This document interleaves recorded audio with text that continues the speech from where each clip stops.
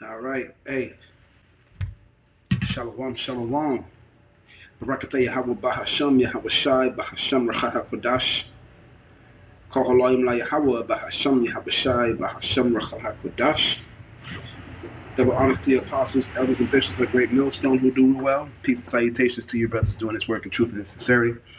Just wanted to touch real quick on the fourth beast, spoken of in Daniel 7. Just wanted to run through it real quick because right now we're at that last leg. We're at the fourth beast right now. Okay, which is a clear indication that our Savior Yahweh Bahasham Yahweh Shai is his salvation. Our salvation is nearer than what we believe. All right, so this is Daniel 7:1. It says, in the first year of Belshazzar, king of Babylon, right? I think he was the last king of Babylon. Daniel had a dream and visions on his head upon his bed. Then he wrote the dream and told the sum of the matters, right? Which is similar to what we do in this truth. When we have a dream, we pretty much compare it to the scriptures, and we note it, okay, and we save it for for the future in case the understanding of that dream comes up. Verse 2, it says, Daniel spake and said, I saw in my vision by night, and behold, the four winds of the heaven strove upon the great sea. Okay, and that great sea is the Mediterranean Sea. And the four beasts came up from the sea, diverse one from another. Okay, and these are the four major ruling powers throughout time that was set to be, to have rulership and dominion for a time and a season. Okay, which were indications as to where, in the story we are. Okay, so it goes on to say the first was like a lion and had eagle's wings, right? And I beheld the wings thereof were plucked, and it lifted from the earth. Now, that first beast was the Assyrian Empire, Assyrian Babylonian Empire, right? When we look at the Assyrian art, we'll see that there is a depiction of a beast that has the head of a human, the body of a lion, right? And also wings like a bird, right? Like a feather. Okay, let me see if I can find that for you. Okay.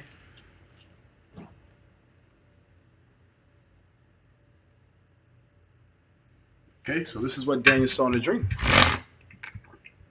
Right? And he said in the dream that the wings of this beast were plucked up.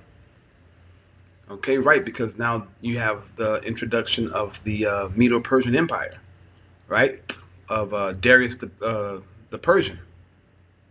Okay, and he came and he pretty much destroyed the Assyrian Babylonian, and he took over the Assyrian Babylonian Empire, right? Our elders say it was a surgical strike. Okay, everyone was drunk, and during that time they came in and they took over that nation. Okay, from then forth it was known as the Medo-Persian Empire. All right, it says, and that's the second beast. It says, like to a bear, and it raised itself up on one side and had three ribs in its mouth, and those three ribs represent Egypt, Libya, and Midian, I think it is. No, Egypt, Libya, and Babylon. Okay, which also represents the north, the south, and the west. The north, south, and western regions in which these nations resided.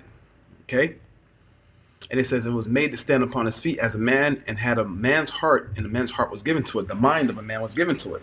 It says, and behold, another beast, second like unto the bear, Salakia, which is what we were talking about, the Medo-Persian Empire, had the three ribs in the mouth between the teeth of it, and they said thus unto it, arise and devour much flesh. Verse 6, and after this I beheld, lo, another like a leopard, which had upon the back of it four wings of a fowl. The beast also had four heads, and the dominion was given unto it. Now this is talking about Alexander the Great, the leopard, okay? And it says the beast also had four heads, and that four heads goes into its four major generals at the time, okay? And let's see here, I think it was Ptolemy, Asinius, and Ptolemy, Salakia. It'll have to just come to my mind. Let me see here.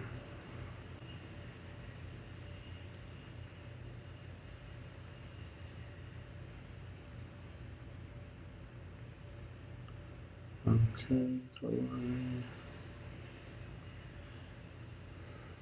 All right. It was Ptolemy, Cassander, Seleucus Lysanias, or Lysanias. It says antagonist, but we know it's not talking about that one. It was Lysanias or something of that nature. Okay, well that's what it's talking about. It's going to Alexander's four generals. Okay, and it says, let me see here. All right, have four heads, and it says, and dominion was given to it, right? Because those four generals were pretty much four different empires, right, in different regions or different parts of the known world at that time. And it says, and after this I saw in the visions, and behold, a fourth beast, dreadful and terrible and strong, and exceedingly, and it had great iron teeth. Right now, this is talking about the Roman Empire and its weapons, all right, and its military. And it says, and it devoured and brake in pieces and stamped the residue with the feet of it, and it was diverse from all the beasts that were before it and had 10 horns, right? Okay, so we know that this is talking about the Roman Empire, more so the revised Roman Empire, right? Because the wound, the deadly wound, it's like here.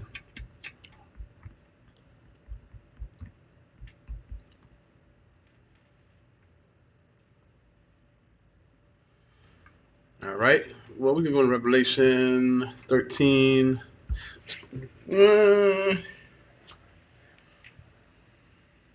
Okay, so this is Revelation 13 and 1. It's going into the fourth beast. And it says, and I stood upon the sea and saw a beast rise up out of the sea, having 7 heads and 10 horns, which represents NATO in the EU. And upon his horns 10 crowns, and upon his heads the names of blasphemy. And the beast which I saw like unto a leopard, and his feet were as fast as the feet of a bear, and his mouth of a lion, and the dragon gave him power, and his seat, and great authority. And I saw one of his heads as it were wounded to death, and his deadly wound was healed, and all the world wondered after that beast. Right, so that beast is the Roman Empire, who fell, but they came back again through the reincarnation, through America. Okay, America is Rome 2.0. Okay, and it does the same thing that the first Rome did. It exercises the same type of laws, systems, checks and balances, things of that nature. The Senate, everything that was in Rome, America also imitates, which is why America is likened unto Rome. Okay, so going back to Daniel 7. Okay.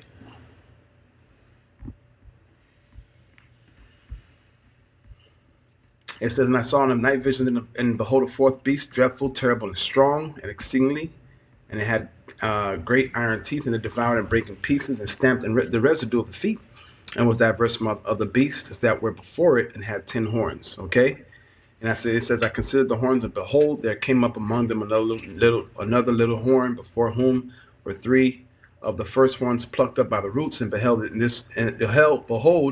in this horn were eyes like the eyes of a man, and a great mouth speaking great things. Okay, but we're going to stop over here at verse 7, because I wanted to hit on the fact that we're in this Roman Empire now. We're in the beast.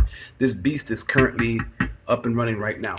Okay, and that's the system that we're currently or the era that we're currently involved in. Okay, where Esau Edom is ruling through America. All right, pushing out his wine, his doctrine, his philosophies. Everything is being done here in America. America is the whore that is riding upon the beast. The beast is NATO and the EU. All right. And what is a person riding on a beast? What does that person do? It controls the beast. So the same way America, someone can control a beast if they sat on it. It's the same way America is controlling NATO and the EU. Okay. So we're very close. We're almost out of here. Okay. Because what we were reading was in Revelation 13, going into that first beast. That fourth beast, right, which is the NATO and the EU. And guess what? Through that fourth beast is going to come the MOTB. Okay? So this is pretty much going into the fourth beast. Okay?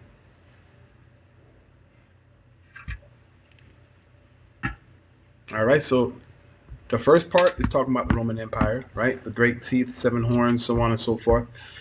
But then it says right here, it says, and I beheld another beast coming out of the earth, had 2 horns like a lamb, and spake like a dragon, which represents America, the Democratic and Republican Party. And he exercised all the power of the first beast before him, and caused the earth and them that dwell therein to worship the first beast, whose deadly wound was healed. Right? So, everyone in the world, they idolize the American system. American mindset. I mean, you have few countries that are not down with America and its ideology and its way of thinking, but the majority of the world, they agree with America. Okay, they even instituted democracy within their own lands.